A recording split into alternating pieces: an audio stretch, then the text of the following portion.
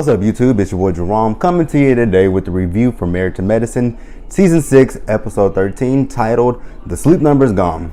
So before I even start with this video, I want to preference how not pissed off, but how frustrating it is with Bravo in this show right here in particular. Like, they took it from Sunday nights when Real Housewives of Atlanta came back, which I knew they were going to do that because they do it every year when the show was on. They have it for a brief time. It comes on Sundays, but then they move it to another night because of Real Housewives of Atlanta. Like, I don't get why they don't let it be, either put it on first and then let Real Housewives of Atlanta lead into it, or vice versa. I don't get why they do that.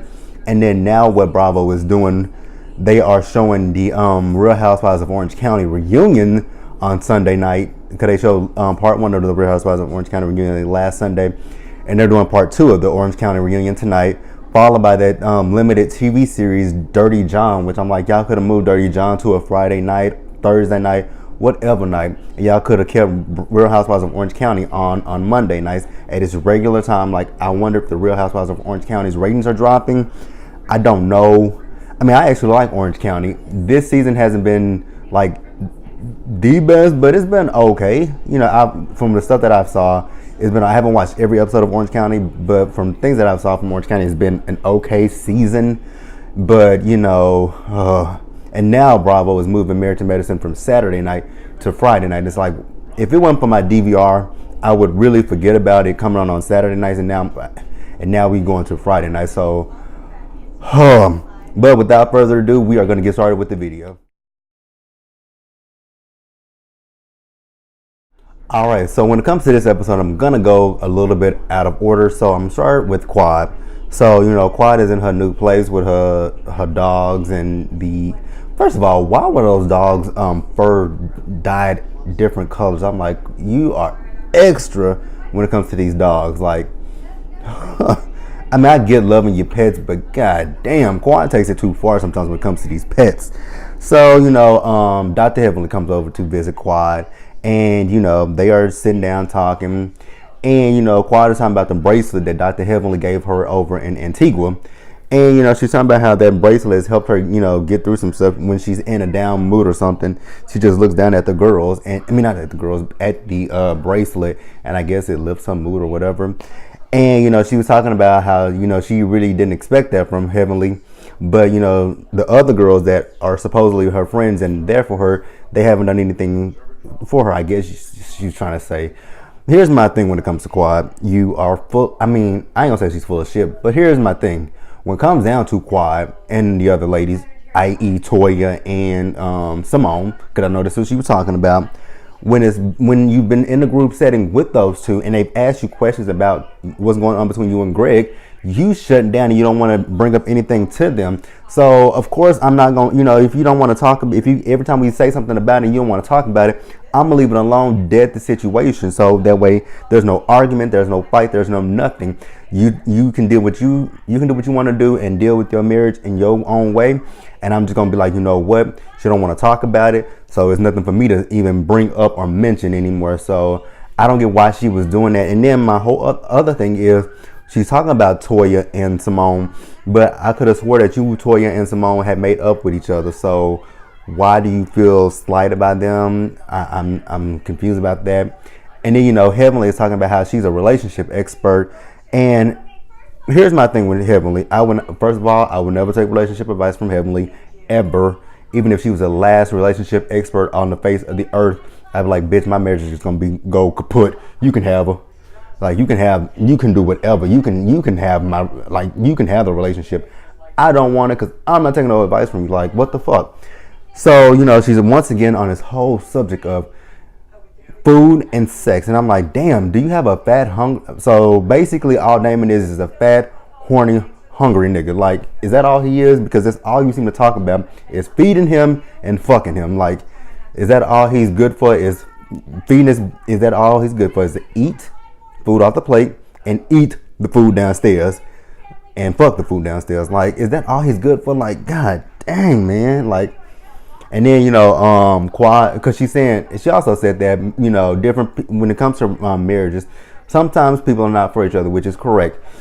Quad 100% never wanted Dr. G We could all see that. And then she's talking about how they were never on the same page. Same page. No shit, Sherlock. He wants kids. You don't want kids. I agree with what something that Toya said in one of her interviews. I hope that the next man she gets with either has kids or don't want kids to begin with it, because she's not going to give it to him. Like, period, point blank. All right, so next we are going to move over to Dr. Jackie. So Dr. Jackie has Simone come over. She's trying to, she actually calls Simone. She's talking to Simone, telling her that Dr. Ken told her to basically treat Curtis like king for the day. I'm like, shit, dog for the day, more like it, shit. Jackie is a better person than I am, because to be publicly humiliated like that, like what Curtis did to her, there is no way in fucking hell I would take Curtis back. Like, you got me fucked up with the wrong person. Fuck to the no. Fuck to the no. Like, fuck to the no. I don't know how many times I'm gonna say that. Fuck to the no. I would not take that lurch looking ass motherfucker back. Hell to the no. Fuck to the no. No, no, no, no, no, no.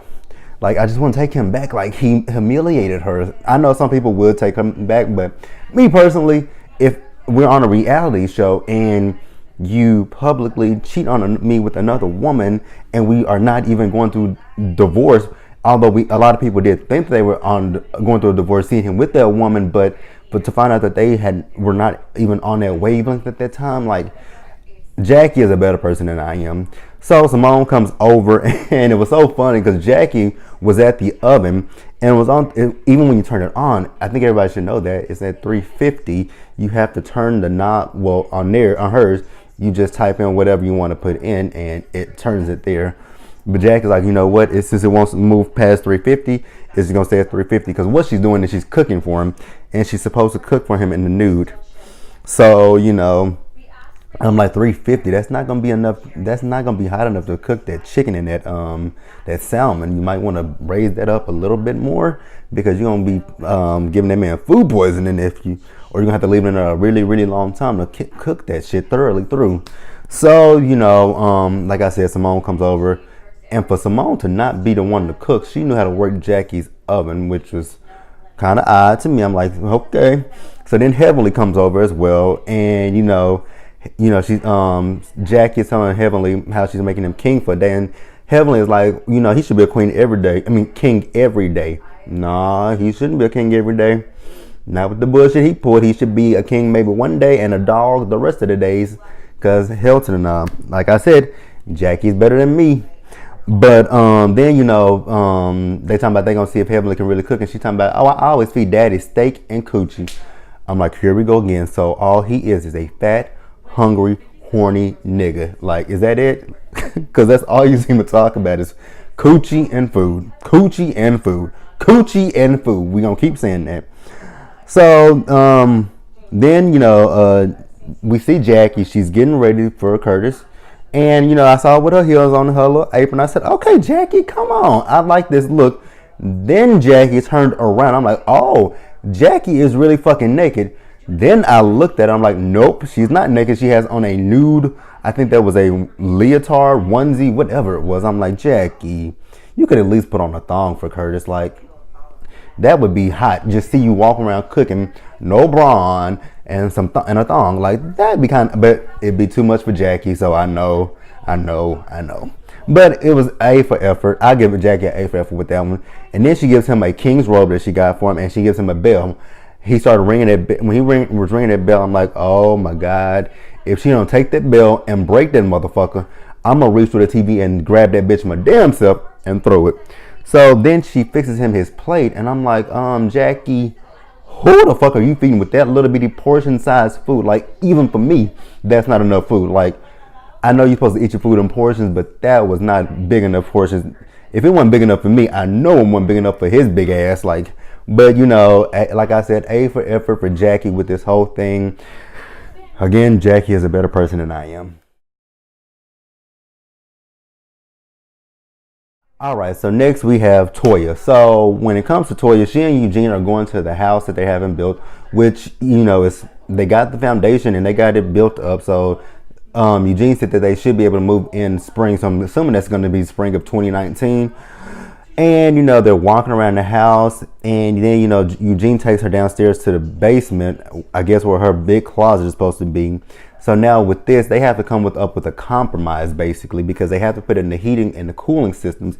And Toya just upset and in her feelings, talking about she don't want to downsize her closet, but bitch, you need a heating and a cooling system in your house. Like what? Like, and like Toya gets on my nerves, like for real. Like, I'm pretty sure this is I'm pretty sure this is all of Eugene's money with a splash of your Married to Medicine money. But again, the majority of it is probably Eugene's money that is going into this house. So, like, oh, Toya works my nerves so badly because she don't want to give up her closet. Then he says, well, what about the wine cellar or the butler's utility closet? I'm like, say who? Say what? Like, I feel like when it comes to Eugene and Toya, did y'all not learn from just getting out of debt with the IRS? Did y'all not learn anything? Because it look like y'all gonna put yourself back into another hole that y'all just crawled out of. Like, I get confused when it comes to these two. Like, maybe they didn't learn. I don't know. I really don't. But for Toya to get upset about, well, I want a wine cellar in my house. That's fine. You can have a wine cellar, but right now it's not an option. Maybe a little bit later on, in maybe a year or two from now, you can add on to your house, girl. Like, why do you? Oh God, Toya. Moving on.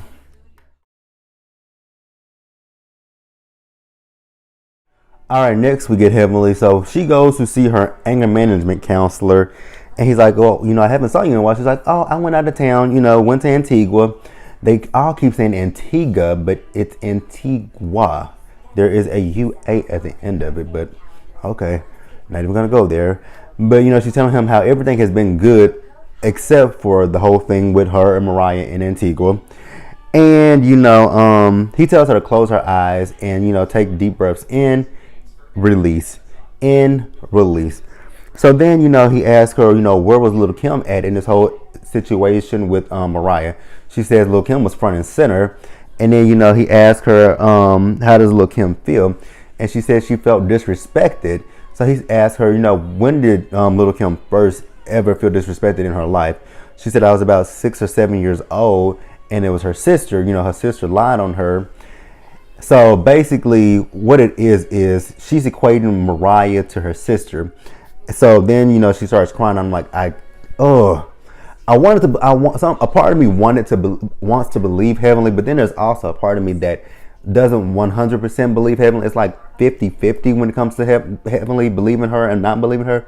Like, one side of me does believe that she wants to work on herself and not, go from A to Z when it comes to Mariah. But then another part of me is like, I don't believe it because, I guess I don't know how, I don't know. I can see both sides. You don't want to go there with her, but when you're in the moment with her, it's kind of hard to say maybe you should get up and walk away when you have somebody who is antagonizing you. So, like that's why I go with Heavenly. It's like 50-50. But there are a lot of times that I think that she provokes things, and that's why I call bullshit, because not all the time it's Mariah, because Heavenly has her bullshit as well. So, that's why I say it's 50-50 with me coming with Heavenly. And then Heavenly does say that, she wants to sit down and she wants to have a conversation with Mariah. She wants to move forward. Even if Mariah is not willing to, forgive her or whatever, she wants to move forward. She wants to move forward with Mariah. And I'm like, okay, we'll see how this goes. It's not going to work. I can tell that right now.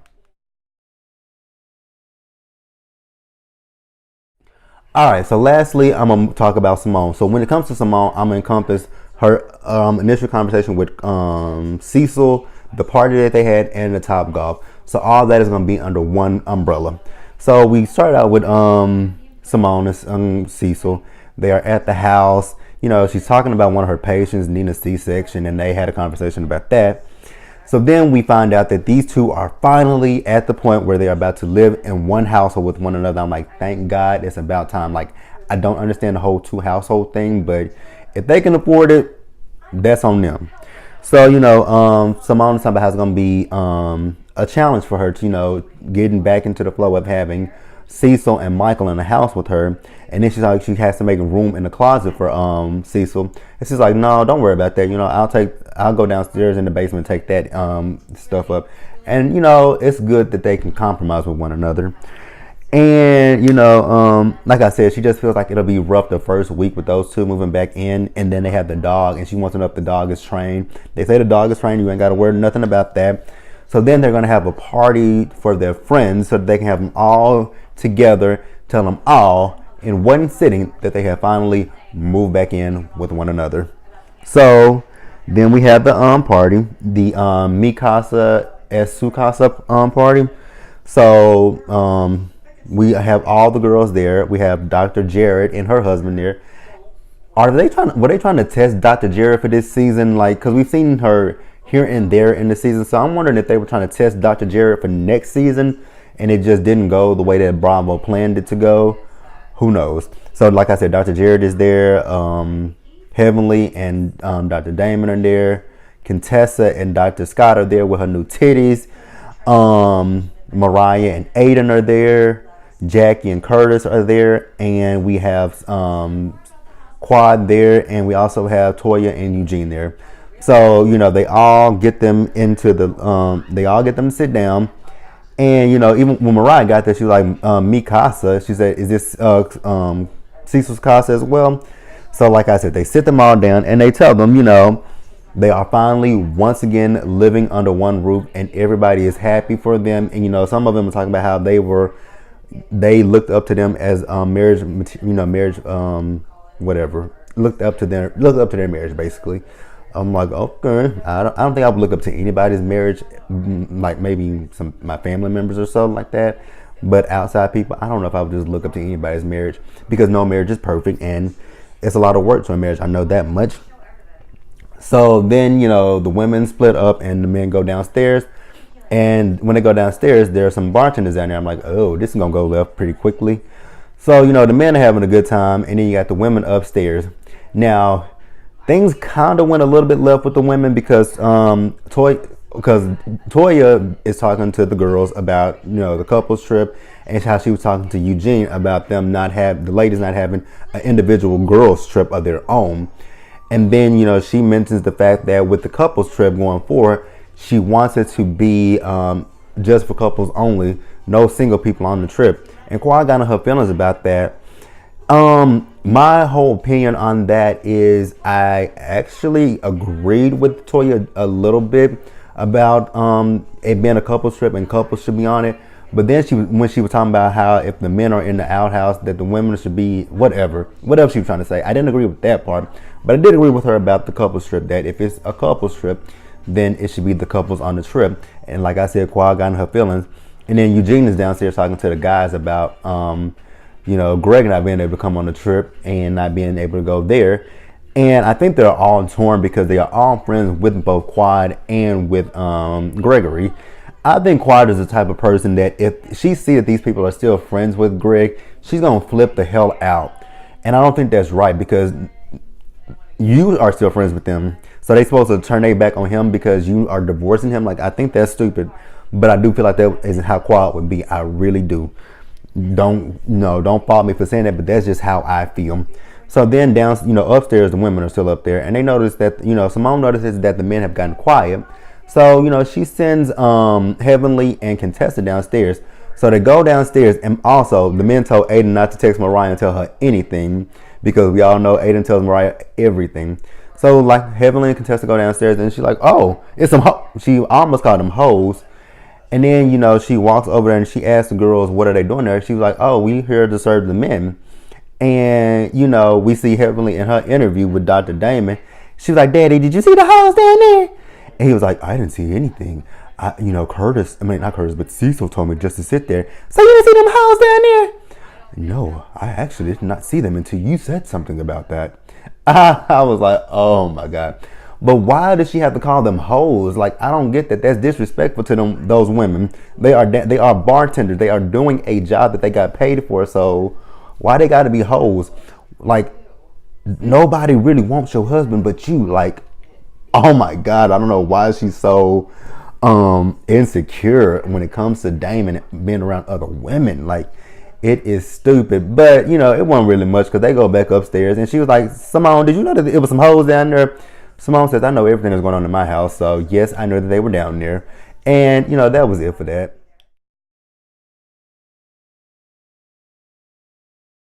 All right, so we have the men find. Last scene of the episode is when the men went to Top Golf, which is something I actually want to do. There's one here in Dallas that I want to check out.